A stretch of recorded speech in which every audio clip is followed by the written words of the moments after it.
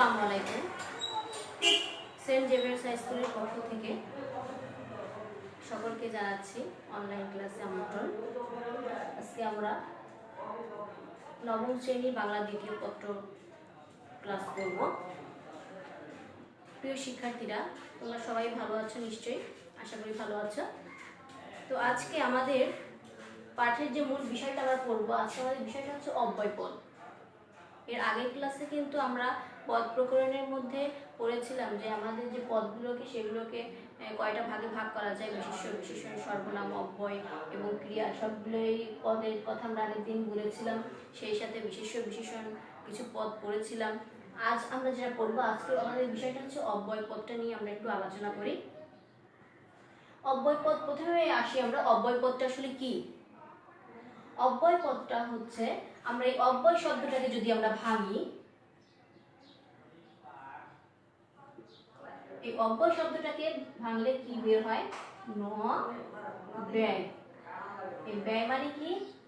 খরচ, খরচ বা যেটা বাদ যাবে না, অর্থাৎ ন ব্যয়। ন বলতে না কে বোঝায়, ন মানে হচ্ছে না, এবং ব্যয় যার খরচ হবে না, যেটা বাদ হবে না বা পরিবর্তন হবে না।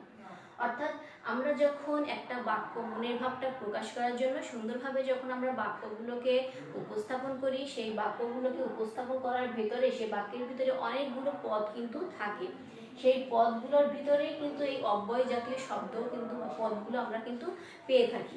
এই পদ, অব্যয় পদগুলো হচ্ছে যে পদগুলো কোনোভাবেই পরিবর্তন হবে না বা অপরিবর্তিতভাবেই থেকে যাবে, অপরিবর্তিতভাবে থেকেই বাক্যের ভিতরে শোভা বর্ধন করে, বাক্যে পদের ভিতরে একটা পদের সাথে আর একটা পদের সংকোচন, সংযোজন, বিয়োজন করে থাকে।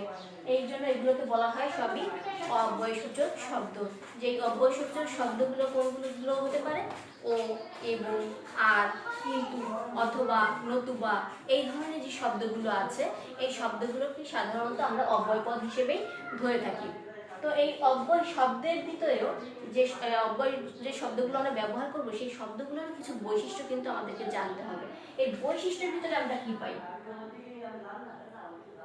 এর বৈশিষ্ট্যের মধ্যে আমরা কি কি ধরনের বৈশিষ্ট্য পেয়ে থাকি? প্রথমেই হচ্ছে, এটা হচ্ছে অপরিবর্তনীয়। এটা কি?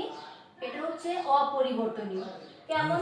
এই অব্যয়সূচক শব্দগুলো কিন্তু কোনোভাবেই বাক্যের ভিতর থেকে বাদ দেওয়া যাবে না। অব্যয়সূচক শব্দ বাক্যের ভিতর ঠিক যেভাবে বসে, সেই পদগুলো এভাবে অপরিবর্তিতভাবে থেকে যায়। এরপরে কি বলছে? এই শব্দগুলোর কিন্তু কোনো বচন ভেদ হয় না, বচন ভেদ হয় না। অর্থাৎ অব্যয়সূচক শব্দকে কোনোভাবেই এক বচন বা বহু বচনমূলক শব্দে ভাগ করা যায় না। এছাড়াও কি আছে? এই শব্দগুলোর সাথে, এই অব্যয়সূচক শব্দের সাথে কখনো বিভক্তি যুক্ত হয় না। কি হয় না? বিভক্তি যুক্ত হবে না, বিভক্তি যুক্ত হয় না। অব্যয়সূচক শব্দের সাথে কখনো বিভক্তি যুক্ত হয় না। এরপর এছাড়া আরেকটা কি আছে? আরেকটা আছে যেটা, যে এই অব্যয়সূচক শব্দের কখনোই কিন্তু স্ত্রী বা পুরুষ বাচকতা থাকে না। অর্থাৎ আমরা যেটাকে, আমরা যেমন একটা সাধারণ শব্দকে যেমন স্ত্রীবাচক বা পুরুষবাচক শব্দে পরিবর্তন করতে পারি, কিন্তু এক্ষেত্রে অব্যয়বাচক শব্দে কিন্তু কোনোভাবেই স্ত্রী বা পুরুষবাচক শব্দে পরিবর্তন করা যায় না। তার মানে কি বলছে এখানে? স্ত্রী বা পুরুষ বাচকতা থাকে না, পুরুষবাচক হয় না। তাহলে কি বলছে? যে অব্যয়সূচক শব্দের মূল বৈশিষ্ট্যগুলোর মধ্যে কি পাচ্ছি আমরা? অব্যয়সূচক শব্দের মূল বৈশিষ্ট্যগুলো পাচ্ছি, অব্যয়সূচক শব্দ হবে সবসময় অপরিবর্তনীয়, অর্থাৎ যেটা একদম একই থেকে যাবে। দ্বিতীয়তে আছে, এর কোনো বচন ভেদ হয় না, অর্থাৎ এর কোনো এক বচন বা বহু বচন শব্দ হয় না। এছাড়া কি আছে? যে এর সাথে কখনো বিভক্তি যুক্ত হবে না। যেমন আমরা যখন বাক্যের ভিতরে একটা পদের সাথে আর একটা পদের সমন্বয় করার জন্য বিভক্তি শেষে, শব্দের শেষে আমরা বিভক্তি যুক্ত করি, কিন্তু এই অব্যয়সূচক শব্দের শেষে কখনোই বিভক্তি যুক্ত হয় না। আর একটা কি বলছে? স্ত্রী বা পুরুষ বাচকতা হয় না। বা যে অব্যয়সূচক শব্দগুলো আমরা ব্যবহার করি বাক্যের ভিতরে, সেটা স্ত্রীবাচক না পুরুষবাচক, এই ধরনের কোনো শব্দ সেখানে ব্যবহার করা যায় না। এখন কথা হচ্ছে, এই অব্যয়সূচক শব্দ, এগুলো আমাদের কি কাজ? এর কাজটা কি? এটা তো আমরা বৈশিষ্ট্য পাচ্ছি, এর পরে আছে হচ্ছে কাজ। এর কাজটা কেমন হতে পারে? এর কাজের প্রথমটাই হচ্ছে বাক্যের শোভা বর্ধন করা, অর্থাৎ অব্যয়সূচক শব্দের মানে মূল কাজটা হচ্ছে বাক্যের শোভা বর্ধন করা, শোভা বর্ধন করা। এছাড়া কি করে, বাক্যের ভিতরে যে একটা পদের সাথে আর একটা পদের বা একটা বাক্যের কিছু অংশের সাথে একটা বাক্যাংশের সাথে আরেকটা বাক্যাংশের ভিতরে বা এদের মধ্যে সমন্বয় সাধন করা বা সংযোজন বিয়োজন করা। তাহলে পদের মধ্যে সংযোগ স্থাপন করা, সংযোগ করা। আরেকটা হচ্ছে বিয়োজন করা বা বিয়োগ করা, বিয়োজন করা বা বিয়োগ করা।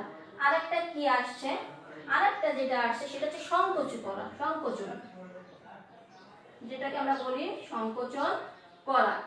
এখানে এই যে তিনটা জিনিস হবে, এই তিনটা জিনিস কিন্তু হতে পারে একটা পদের সাথে আর একটা পদের বা বাক্যের একটি বাক্যাংশের কিছু বাক্যাংশের সাথে আর একটা বাক্যাংশের, অর্থাৎ বাক্যের ভিতরে এই তিনটা জিনিসই কিন্তু সংযোজন, বিয়োজন আর হচ্ছে সংকোচন, এই তিনটা বিষয় কিন্তু হবে পদের সাথে পদের বা একটি বাক্যের কিছু অংশের সাথে আর বাক্যের কিছু অংশের।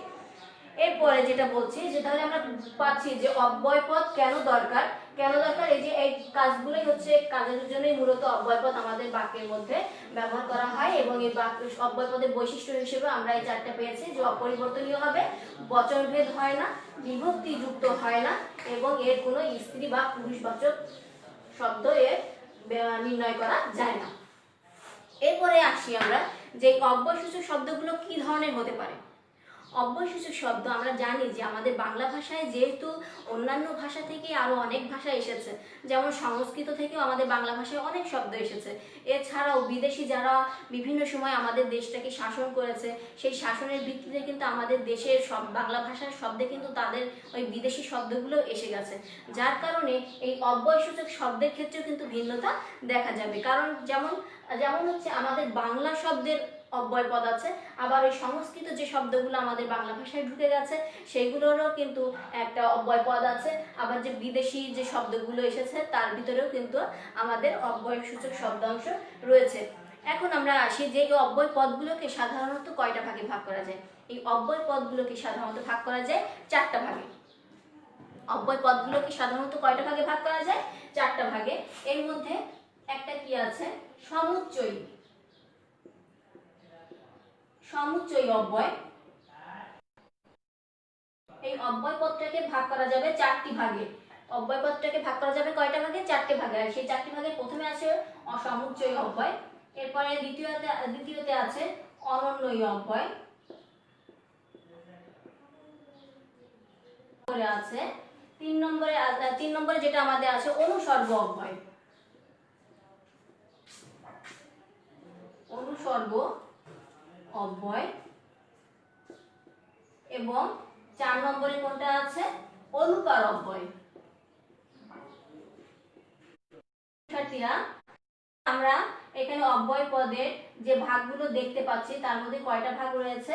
সাধারণত অব্যয় পদটাকে চারটে ভাগে ভাগ করা হয়েছে, যার একটা হচ্ছে সমুচ্চয়ী অব্যয়, দ্বিতীয় হচ্ছে অনন্যয়ী অব্যয়, এরপরে আছে অনুসর্গ অব্যয় এবং শেষে একটি আছে সেটা হচ্ছে অলুকার অব্যয়। এই অনুসর্গ অব্যয়ের আরেকটা নাম আছে সেটা হচ্ছে পদান্বয়ী অব্যয়। ঠিক আছে, অনুসর্গ অব্যয় আরেক নাম হচ্ছে পদান্বয়ী। তো শিক্ষার্থীরা, আজ আমরা যেটা জানবো এই সমুচ্চয়ী অব্যয়টাকেও কিন্তু আবার তিন ভাগে ভাগ করা হচ্ছে। এর আগে আমরা কাজের ক্ষেত্রে কিন্তু করেছিলাম যে যেহেতু এই অব্যয়গুলো শব্দ কি করে আমাদের পদের মধ্যে সংযোজন, সংকোচন এবং বিয়োজন এই তিনটা কাজ করে থাকে, ঠিক এই তিনটা কাজই কিন্তু এই সমুচ্চয়ী অব্যয়গুলো সাধারণত করে থাকে। তাহলে সমুচ্চয়ী অব্যয়গুলোকে তিনটা ভাগে ভাগ করা হয়। একটা হচ্ছে সংযোজন সমুচ্চয়ী অব্যয়, একটা হচ্ছে বিয়োজক সমুচ্চয়ী অব্যয় এবং আরেকটি হচ্ছে শেষে আছে সংকোচক সমুচ্চয়ী অব্যয়। এখন আমরা সমুচ্চয়ী অব্যয়টা একটু সবাই বুঝে নিই। যেটা দেওয়া আছে দেখো, সমুচ্চয়ী অব্যয়ের মধ্যে যেটা প্রথমে কি বলবে? সংযোজক।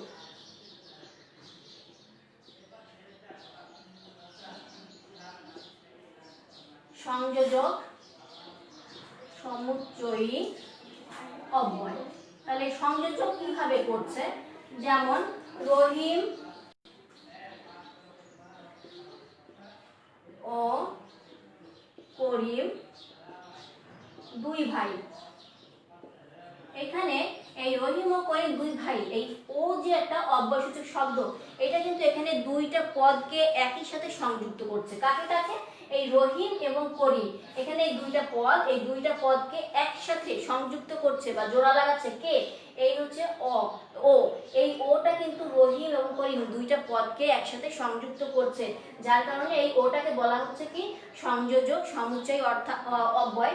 অর্থাৎ যে অব্যয় পদটা একটা বাক্যের ভিতরে দুইটা পদকে বা দুইটা অংশকে যদি একসাথে সংযুক্ত করে, অর্থাৎ একসাথে লাগিয়ে দেবে, তখন সেটাকে বলবে সমুচ্চয়ী অব্যয়। এই ধরনের আর কি কি সমুচ্চয়ী শব্দ আমাদের বলা যায়, যেমন আর, এছাড়া এখানে আছে কি আর, অধিক, এই ধরনের কিন্তু সংযোজক, অধিক অধিক কিন্তু এই ধরনের শব্দগুলো কিন্তু আমাদের বাংলা ভাষায় সাধারণত সমুচ্চয়ী সংযোজক সমুচ্চয়ী অব্যয় হিসেবে ব্যবহৃত হয়ে থাকে, অর্থাৎ যেটা দুইটা পদকে একসাথে সংযুক্ত করবে। এছাড়াও যেটা আছে এরপরে দেওয়া আছে সমুচ্চয়ী অব্যয়ের মধ্যে আমাদের দেওয়া আছে বিয়োজক অব্যয়। বিয়োজক অব্যয় এরপরে দেওয়া আছে বিয়োজক। বিয়োজক অব্যয়ের ভিতরে কি আছে? এখন এই বিয়োজক অব্যয়, বিয়োজক মানে কি? বিয়োজক মানেই হচ্ছে কিন্তু বিয়োগ করা, মানে সেটাকে বাদ দিয়ে দেওয়া। অর্থাৎ আমরা এর আগে যেটা দেখলাম যে দুইটা পদকে যেমন একসাথে সংযুক্ত করেছে, বিয়োজক অব্যয়টা কি করবে? এরকম দুইটা পদকে বিচ্ছিন্ন করবে। বিচ্ছিন্ন কেমন আমরা এখানে বলে দিই, যে যেমন এখন বলছি যে রহিম কিংবা করিম এ কাজ করেছে। তার মানে কি? রহিম কিংবা করিম মানে কি? রহিম অথবা করিম মানে কি দুইজনের মধ্যে একজন, এরা দুইজনকে, এই রহিম এবং করিমকে সব বিচ্ছিন্ন করে দিচ্ছে। নতুবা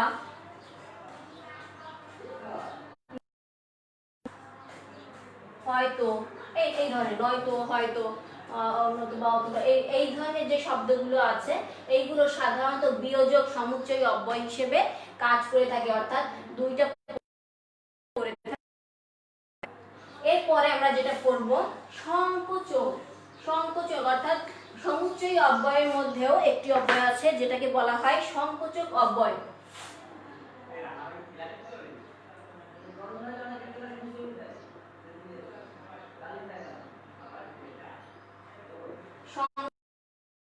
অব্যয়, এই সংকোচক অব্যয়টা কি? সংকোচক মানে কি? এদের ভাবের যে ভাবটা আমরা প্রকাশ করব সেই ভাবটাকে সংকীর্ণ বা সংকোচন করে। অর্থাৎ আমরা যে বাক্যের ভিতরে যে অব্যয়সূচক শব্দগুলো ব্যবহার করব, সেই অব্যয়সূচক শব্দগুলো দিয়ে যদি সেই বাক্যের ভাবটাকে, তখন সেই অব্যয়সূচক শব্দগুলোকে আমরা বলবো সংকোচক সমুচ্চয়ী অব্যয়। এখানে সংকোচক সমুচ্চয়ী অব্যয় বলতে এখানে কি বোঝাচ্ছে? তিনি বিদ্বান,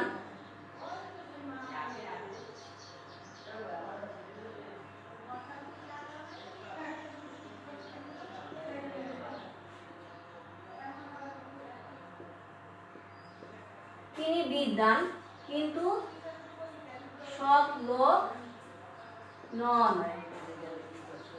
মানে কি? এখানে কিন্তু তার একটি গুণের কথা ঠিকই বলা হচ্ছে যে তিনি বিদ্বান কিন্তু সৎ লোক নন। যখন দুইটার ভিতরে বোঝাবে বা ভাবের অর্থ, মূল ভাবটাকে যখন সংকোচন বোঝাবে, তখন সেক্ষেত্রে কিন্তু এটাকে বলা হবে সংকোচক অব্যয়। এই সংকোচক অব্যয়ের ভিতরে আর কি কি ধরনের আছে? কিন্তু আছে, বরং আছে, আবার অথচ, তিনি, লোকটি গরিব, লোকটি গরিব অথচ সৎ। কি বললাম? লোকটি গরিব অথচ সৎ। মানে কি? সৎ বলছে যে লোকটি গরিব অথচ মানে কি দুইটা পদের মধ্যে এখানে কি করছে, সংকোচন করছে। হ্যাঁ, যখন এই ধরনের যখন কিছু বোঝাবে তখন সেক্ষেত্রে কি বলা হবে, সেটাকে বোঝাবে হচ্ছে সংকোচক সমুচ্চয়ী অব্যয়। তো এর পরবর্তীতে আমাদের যে অব্যয়ের যে শ্রেণীবিভাগটা আছে যেটাকে আমরা বলা হয় অনন্বয়ী অব্যয়।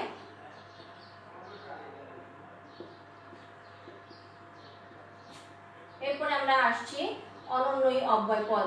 তাহলে এর আগে আমরা যেটা পেয়েছিলাম সমুচ্চয়ী অব্যয় তিনটা পদ, তিনটা ভাগে ভাগ করা হচ্ছে। একটা হচ্ছে সংযোজক সমুচ্চয়ী অব্যয়, একটা হচ্ছে বিয়োজক সমুচ্চয়ী অব্যয় এবং অপরটি হচ্ছে সংকোচক সমুচ্চয়ী অব্যয়। এবং এর পরে এখন যেটাকে আমরা আলোচনা করব আজকে সেটা হচ্ছে অনন্বয়ী অব্যয়। অনন্বয়ী অব্যয়টা কি? আসলে অনন্বয়ী অব্যয় হচ্ছে বাক্যের ভিতরে কিছু কিছু অব্যয়সূচক শব্দ আছে যেগুলোর সাথে বাক্যের ভেতরের কোনো মিল নাই, বা বাক্যের ভেতরের যে অংশটা বাক্যের মূল বাক্যের অংশের সাথে তার কোনো সংযোগ নেই, অথচ একটা বিভিন্ন ধরনের অনুভূতি প্রকাশ করে। যেমন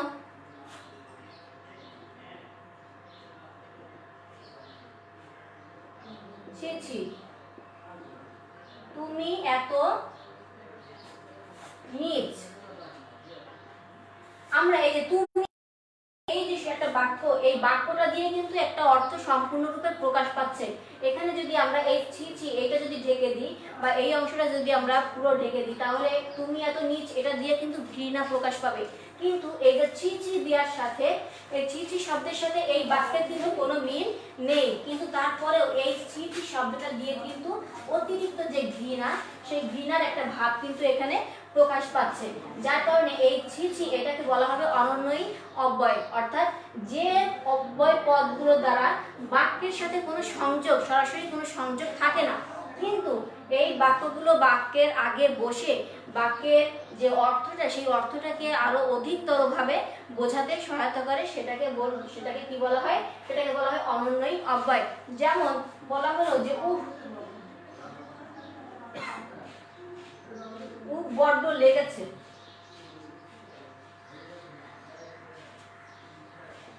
আমরা এখানে বলতে পারি যে বড্ড লেগেছে, এটা দিয়েই যে ব্যথা লেগেছে একটা শিশু সেটা কিন্তু সে বোঝাতে পারবে। কিন্তু যখন উফ যদি বলে, এটা কি তার সেই ভাবের বা অনুভূতিটাকে আরো বেশি করে বোঝানোর জন্যই কিন্তু এই উফ শব্দটা কিন্তু এখানে বলা হচ্ছে। যার কারণে এই উফ ছি ছি এইগুলো সবই কিন্তু অনন্বয়ী অব্যয়ের ভিতরে পড়ে যাচ্ছে। কারণ কি, এরা কিন্তু কোনোভাবেই কিন্তু সরাসরি বাক্যের সাথে সংযুক্ত নয়। এছাড়াও যেমন বলা হলো যে মরি মরি কি সুন্দর প্রভাতের রূপ, যে কি সুন্দর প্রভাতের রূপ এটা দিয়ে কিন্তু একটা উচ্ছ্বাস প্রকাশ পায়, কিন্তু মরি মরি এই শব্দটার সাথে ওই বাক্যের কোনো সরাসরি সংযোগ নেই, কিন্তু তারপরে ওই মরি মরি শব্দটি দ্বারা কিন্তু ওই অনুভূতিটাকে আরো অধিকতরভাবে বোঝাতে সহায়তা করে। যার কারণে এটাকে তখন বলা হবে কি অনন্যই। শিক্ষার্থীরা, আজ আমরা অব্যয় পদের এই দুটি বিষয় আজকে আমরা জানবো। তোমরা বাসায় বসে এগুলো চর্চা করবে, দেখবে, আশা করি তোমরা ভালো বুঝতেও পারবে। তো আজ এই পর্যন্তই থাক। তোমরা ভালো থাকো, সুস্থ থাকো, আর বাসায় বসে এগুলো একটু ভালো করে চর্চা করো। ইনশাআল্লাহ তোমরা ভালো করে বুঝতে পারবে। আল্লাহ হাফেজ।